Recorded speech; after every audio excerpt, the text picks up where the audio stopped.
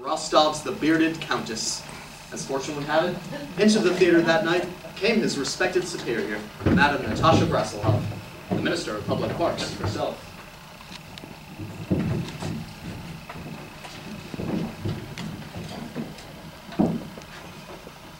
Good evening, Madame. Yes, good evening.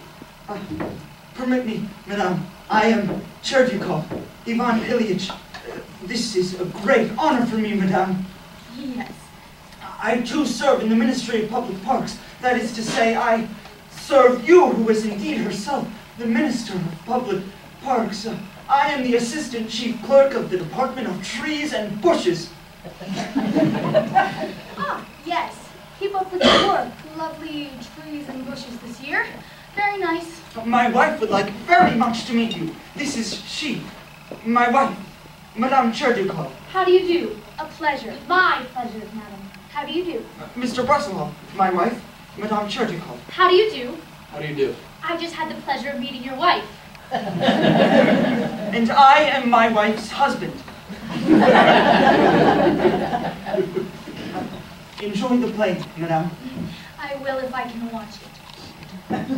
Feeling quite pleased with himself for having made the most of this golden opportunity, Ivan Ilyich Cherdyukov sat back to enjoy the Bearded Countess. He was no longer a stranger to the Minister of Public Parks. They had become, if one wanted to be generous about the matter, familiar with each other. And then, quite suddenly, without any warning, like a bolt from a gray thundering sky, Ivan Ilyich Cherdyukov reared his head back and... Achoo! Oh. Oh my goodness, I'm so sorry, Your Majesty. It was unexcusable. It was monstrous of me. You made too much of the matter. Let it rest.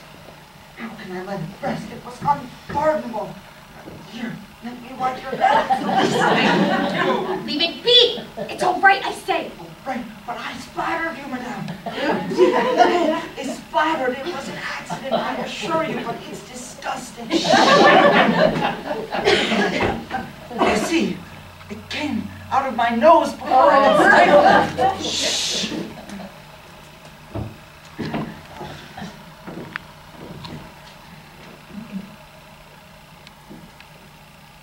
It's not a cold.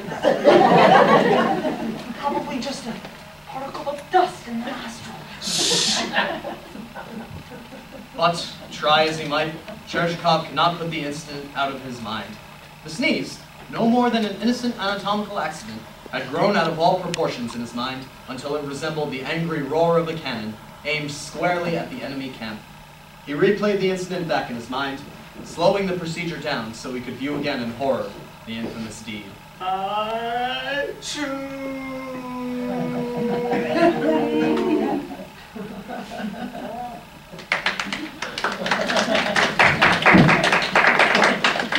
Charming, charming. Yes, charming. Charming, simply charming. Isn't it charming, my dear? Yes, utterly charming. I was completely charmed by it. Somebody's tapping. Who's that tapping? I'm tapping. Cherdyukov, I'm the tapper. Careful, my dear. It's the sneezer. I'm all sneezed out. I just wanted to express concern about your going out into the night air with a damp head. Oh, that. It was just a trifle, a mere faux pas. Forget it, young man. Amusing play, don't you think? Amusing? Oh, I haven't laughed as much in years. Which part interested you most? The sneeze, ma'am. When I sneezed on you, it was unpardonable. Forget it, young man. Come, my dear. It looks like rain. You don't want to get your head wet again. You shouldn't let people sneeze on you, my dear. You're not to be sneezed at. I'm ruined. Ruined. She'll have me fired from trees and bushes and moved down to branches and twigs. Ron, you mustn't let it concern you. It was just a harmless little sneeze, and Her Excellency has probably forgotten about it already. You really think so? No! I'm scared, Ivan. And so they walked home in despair. Perhaps I should send the minister a nice gift. Cherdyukov's once promising career had literally been blown away. Why did this happen to us? Why did I go to the theater at all? Why didn't we sit with people of our own class? We love sneezing on each other. Perhaps if I were to explain things in such an honest, self-effacing manner, she would have no choice but to forgive me. Perhaps it's best not to remind her, Yvonne. No, if I ever expect to become a gentleman, I must behave like one. Come to bed, dear. And so the morning came. It so happened that this was the day Madam Minister listened to petitions. And since there were 50 or 60 petitions ahead of Cherchikov, he waited from morning until late afternoon. Next. Next! I'm not next, madame. I'm last. Very well then. Last. That's me. Well, what is your petition? I have no petition. I am not a petitioner. Then you waste my time. Do you not recognize my face, madame? We met last night under rather explosive circumstances. I am the splatterer. The what? The splatterer, the sneezing splatterer. And what is it you want now? A gesundheit? No, I just wanted to point out that there was no political or antisocial motivation behind my sneeze. It was a non-partisan, non-violent act of God. I curse the day this protuberance formed itself on my face. It's a hateful nose, ma'am, and I am not responsible for its indiscretions. Punish that which committed the crime. Absolve the innocent body behind it. Exile my nose from conscience. But forgive me. Forgive me. My dear young man, I'm not angry with your nose. I'm far too busy to have time for your nasal problems. Now, I suggest you go home and take a hot bath. Take something. But don't bother me with all this silly business again. Gibber, gibber, gibber. That's all I hear all day. May God bless you and your husband and your household, and may your days be sweet, and may your nights be better than your days. The feeling of relief that came over Cherchikov was enormous. May the birds sing at the window in the morning, and may the coffee in your cup be strong and hot. I worship the chair you sit on, and I worship the gown that sits on the chair that I worship. The weight of the burden that was lifted was inestimable. He walked home, singing and whistling like a lark. Life was surely a marvel, a joy, a heavenly paradise. Oh God, I am happy. And yet, when he arrived home, he began to think. Have I been the butt of a cruel and thoughtless joke? Had the minister toyed with him?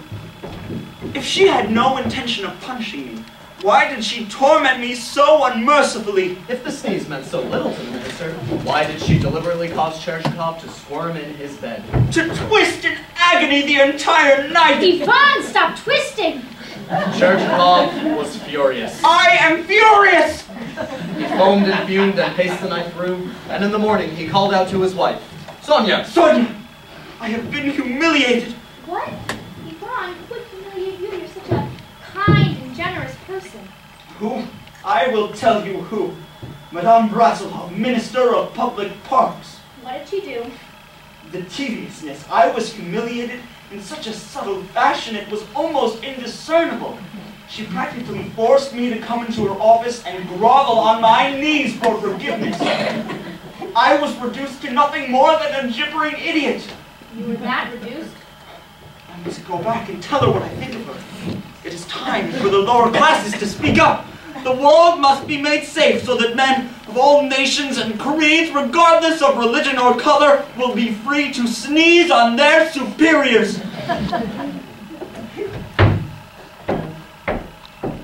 It is she who will be humiliated, like I. And so the morning came, and Cherchikov came to humiliate she. Last. Well? Do you not recognize me, madame? Yes, you're not mistaken. It is I once again. It is you once again who? Cherchikov, madame. I have returned having taken neither a hot bath nor a cold one. Who let this filthy man in? Well, what is it you want? What is it? You sit there in your lofty position as Minister of Public Parks and ask me, a lowly civil servant, what is it? You sit there knowing full well that there is no equality in this life. That there are those of us that serve and those of us that are served. Those of us that obey and those of us that are obeyed. Those of us that bow and those of us that are bowed to. That in this life certain events take place that cause some of us to be humiliated, and that there are those that are the cause of that humiliation. And still you ask, what is it?